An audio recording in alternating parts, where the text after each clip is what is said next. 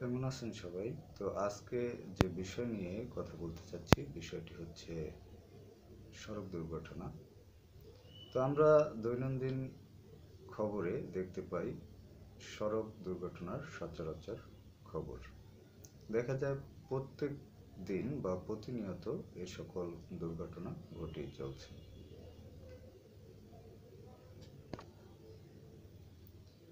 তো কি কারণে আসলে এই দুর্ঘটনাগুলো ঘটছে তার সম্ভাব্য কিছু কারণ আমি বলতে চাচ্ছি। তো প্রথম যে কারণ সেটি হলো দ্রুত গতিতে গাড়ি চালানো।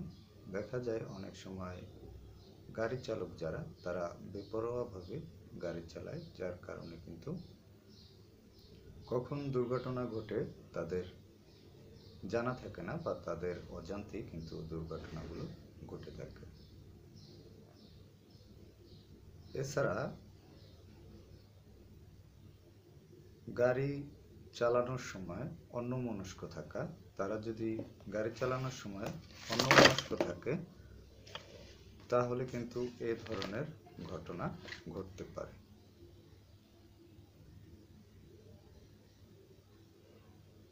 এছাড়া দেখা যায় বিভিন্ন সময় যখন গাড়ি চালকরা গাড়ি চালান তারা কিন্তু প্রতিযোগিতা করেন অন্য গাড়ির সাথে। তো এ সকল প্রতিযোগিতার কারণে কিন্তু বিভিন্ন ধরনের দুর্ঘটনা ঘটতে পারে বা ঘটার আশঙ্কা থাকে। এছাড়াও যে সকল কারণ রয়েছে এর মধ্যে উল্টো দিক দিয়ে গাড়ি চালানো, যদি কেউ কখনো উল্টো দিক দিয়ে গাড়ি চালায় তাহলে কিন্তু দুর্ঘটনা ঘটার আশঙ্কা থাকে বা সম্ভাবনা থাকে।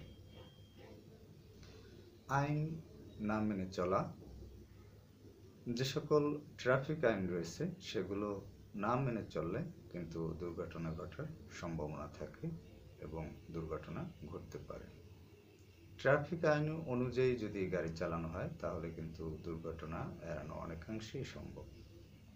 এছাড়া দেখা যায় রাস্তার যে সকল মোড়গুলো রয়েছে সে সকল মোড়গুলো যখন তারা গাড়ি অতিক্রম করে তখন কিন্তু তারা অসাবধানতার সহিত গাড়ি চালায়, যার ফলে কিন্তু এই সকল দুর্ঘটনাগুলো ঘটে। এছাড়া দেখা যায় যে দুপক্ষের গাড়ির যে মুখোমুখি সংঘর্ষ হয় সেক্ষেত্রে দেখা যায় যে কোনো একটি পক্ষ হয়তো অসাবধানতার কারণে বা যে কোনো আইন অমান্যর কারণে কিন্তু এই দুর্ঘটনা ঘটে থাকে।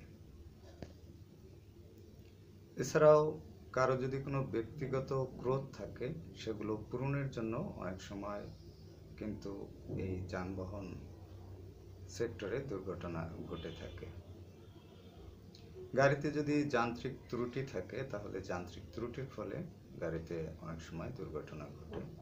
এছাড়াও যারা গাড়ি চালক রয়েছে তারা যদি নেশাগ্রস্ত অবস্থায় গাড়ি চালায় তাহলে গাড়িতে দুর্ঘটনা ঘটতে পারে।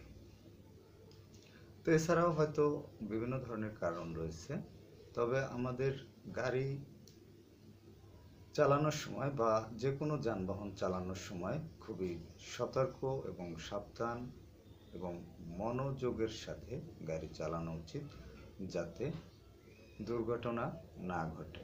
কারণ একটি দুর্ঘটনাই কেড়ে নিতে পারে অনেক মানুষের জীবন। তো এক্ষেত্রে দেখা যায় দুর্ঘটনার শিকার হয়ে কোনো একটি ব্যক্তি যদি বেঁচেও থাকেন এবং সে যদি গুরুতর আহত অবস্থায় থাকে তাহলে কিন্তু সেই পরিবারটির মধ্যে নেমে আসে চরম হতাশা এবং দারিদ্রতা। তো এজন্য আমাদের সবাইকে সচেতন হওয়া উচিত এবং আইন মেনে গাড়ি চালানো উচিত।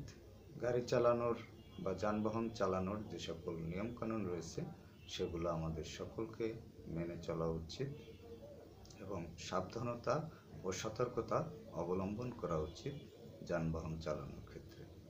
তো যাই হোক, আমরা সবাই সাবধানতা ও সতর্কতা অবলম্বন করব যানবাহন চালানোর ক্ষেত্রে, এটাই প্রত্যাশা থাকলো, ভালো থাকবেন সবাই।